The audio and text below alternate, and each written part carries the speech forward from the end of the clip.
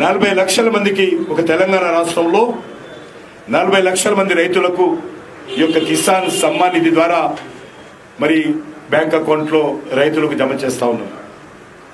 అదేవిధంగా మద్దతు ధర మొన్న కూడా చెరకు పత్తికి సంబంధించినట్టు మద్దతు ధర పెంచడం జరిగింది. మద్దతు ధర కూడా చాలా పెద్ద ఎత్తున స్వాతంత్రం వచ్చినప్పటి నుంచి నరేంద్ర మోడీ గారు ప్రధానమంత్రి అయ్యేంత వరకు కూడా ఎంతైతే ధర పెరిగిందో ఈ 9 సంవత్సరాల్లో 70%, 80% మద్దతు ధర ఈ 9 సంవత్సరాల్లో పెంచిన విషయాన్ని మనం చేస్తా ఉన్నాం. అంతేకాకుండా ఒక్క వరి ధాన్యం సేకరణ కోసము 2014లో ఒక్క వరి ధాన్యం సేకరణ కోసం తెలంగాణ రాష్ట్రంలో 2014లో నరేంద్ర మోడీ గారు ప్రధానమంత్రి కాకముందు 3,404 కోట్ల రూపాయలు ఖర్చు చేసేటువంటి వాళ్ళు కేంద్ర ప్రభుత్వం వరి కొనుగోలు కోసం. కానీ ఈరోజు 9 సంవత్సరాల్లో ఒక తెలంగాణలో మరి 27,000 కోట్ల రూపాయలు ఒక వరి కొనుగోలు మీదనే కేంద్ర ప్రభుత్వం ఖర్చు పెడతా ఉందంటే ఎంత వ్యవసాయ రంగం మీద అంకిత భావంతో తెలంగాణ రాష్ట్రంలో రైతుల కోసం ఎంత డెడికేషన్తో పనిచేస్తూ ఉన్నామో అర్థం చేసుకోవాల్సిందిగా నేను ప్రజలను కోరుతా ఉన్నాను, రైతులను కోరుతా ఉన్నాను. అదేవిధంగా 2014 నుంచి ఇప్పటి వరకు కనీస మద్దతు ధర మీద ఒక తెలంగాణ రాష్ట్రంలో మరి ఒక ధాన్యం కొనుగోలు మీదనే 1,50,000 కోట్ల రూపాయలు ఖర్చు పెట్టింది కేంద్ర ప్రభుత్వం. రికార్డు స్థాయిలో ఈ 9 సంవత్సరాలలో 1,50,000 కోట్ల రూపాయలు ఖర్చు పెట్టి ఒక ధాన్యం మీదనే మరి ప్రభుత్వం ఖర్చు పెట్టి ధాన్యం కొనుగోలు చేసిందనే విషయాన్ని ఈ సందర్భంగా నేను మనవి చేస్తా ఉన్నాను. అదేవిధంగా ఫసల్ బీమా సంబంధించి కూడా బీఆర్ఎస్ ప్రభుత్వం పూర్తిగా తెలంగాణ రైతులకు అన్యాయం చేయడం జరిగింది. ఫసల్ బీమా అమలు కాకుండా సాగు చేసినటువంటి భూమి వివరాలు కేంద్ర ప్రభుత్వానికి అందించకుండా రైతులను ప్రోత్సహించకుండా నిర్లక్ష్యం చేయడం జరిగింది. ఆ విషయంలో రానున్న రోజుల్లో మరింత మరి రైతులను చైతన్యం చేసేటువంటి కార్యక్రమాన్ని ముందుకు తీసుకెళ్తామని మనం చేస్తా ఉన్నాను. అంతేకాకుండా ఈరోజు రామగుండంలో ఎరువుల పరిశ్రమను నరేంద్ర మోడీ గారు వచ్చే శంకుస్థాపన చేశారు. నరేంద్ర మోడీ గారి చేతుల మీదనే ఆ యొక్క యూరియా ఉత్పత్తి చేసేటువంటి పరిశ్రమను రైతులకు అంకితం చేసిన విషయాన్ని ఈ సందర్భంగా మనవిస్తున్నాను. ఆ రకంగా ఈరోజు యూరియా కొరత లేకుండా తెలంగాణ రైతులకు అందించేటువంటి కార్యక్రమం కూడా ఈ సందర్భంగా మీకు మనవి చేస్తా ఉన్నాను. అదేవిధంగా ఈరోజు మనం చూస్తూ ఉన్నాం దేశంలో వ్యవసాయ రంగానికి మరింత ప్రోత్సహించేటువంటి కార్యక్రమాన్ని కూడా ఈరోజు నరేంద్ర మోడీ గారి ప్రభుత్వం పనిచేస్తూ ఉంది. 1 నేషన్ 1 యూరియా అనేటువంటి కార్యక్రమాన్ని కూడా శ్రీకారం చుట్టాం. దేశంలో ఏ కంపెనీ కోరమండల్ కంపెనీ కావచ్చు, లేకపోతే మరే కంపెనీ కావచ్చు, లేకపోతే భారత ప్రభుత్వానికి సంబంధించినటువంటి రామగుండం ఫెర్టిలైజర్ కంపెనీ కావచ్చు, ఎవరు యూరియా తయారు చేసినా భారత్ బ్రాండ్ పేరుతో ఈరోజు యూరియా వస్తా ఉంది. 1 నేషన్ 1 యూరియా అనేటువంటి పథకాన్ని పెట్టి దాన్ని పూర్తిగా మరి రైతులకు మరింత మేలు కలిగించేటువంటి కార్యక్రమం చేస్తా ఉన్నాం.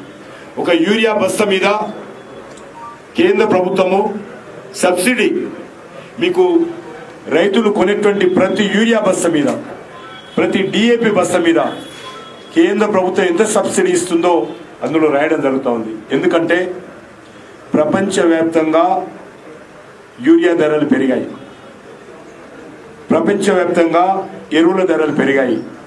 కానీ పెరగనటువంటి దేశం ఏదైనా ఒకటి ఉంది అంటే నరేంద్ర మోడీ గారి నాయకత్వంలో భారతదేశంలోనే మాత్రమే యూరియా ధర పెరగలేదు. ప్రపంచవ్యాప్తంగా మనం దిగుమతి చేసుకుంటున్నాం, ఎక్కువ ధరలు చెల్లించి ఈరోజు యూరియాను దిగుమతి చేసుకుంటున్నాం.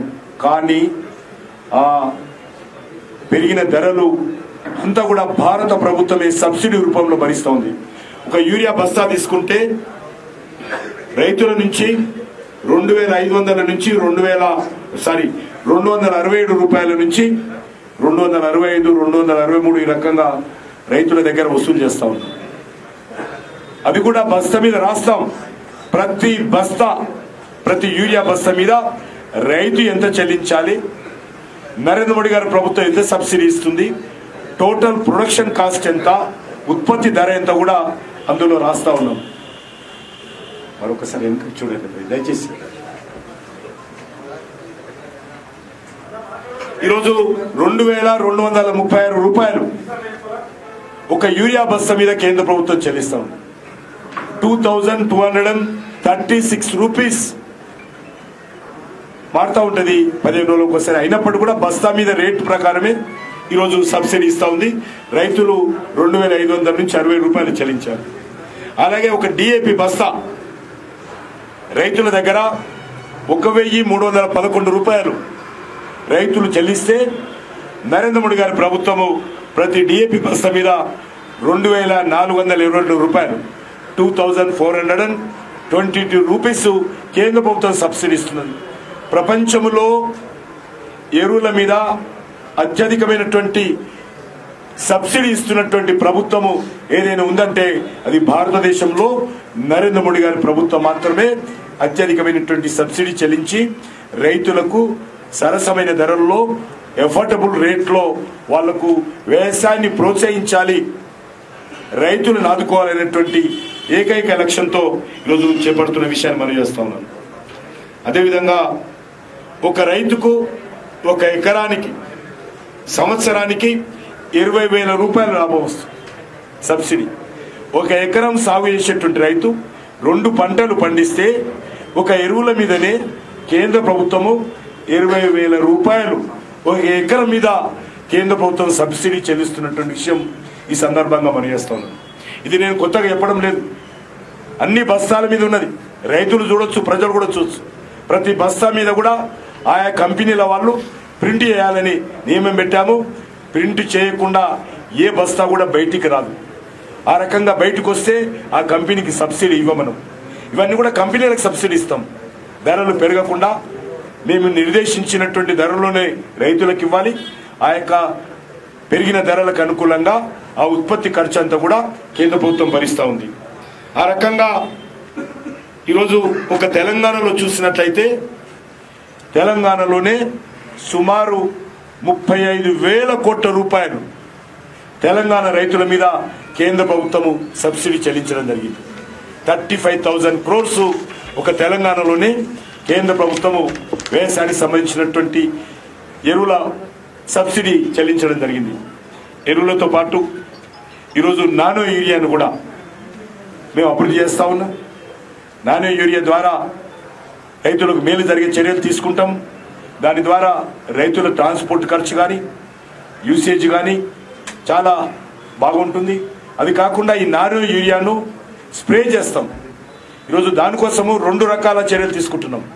ఒకటి యూరియా ట్రాన్స్పోర్ట్ తగ్గుతుంది, నానో యూరియా చాలా మెరుగైనటువంటి పరిస్థితి వస్తుంది.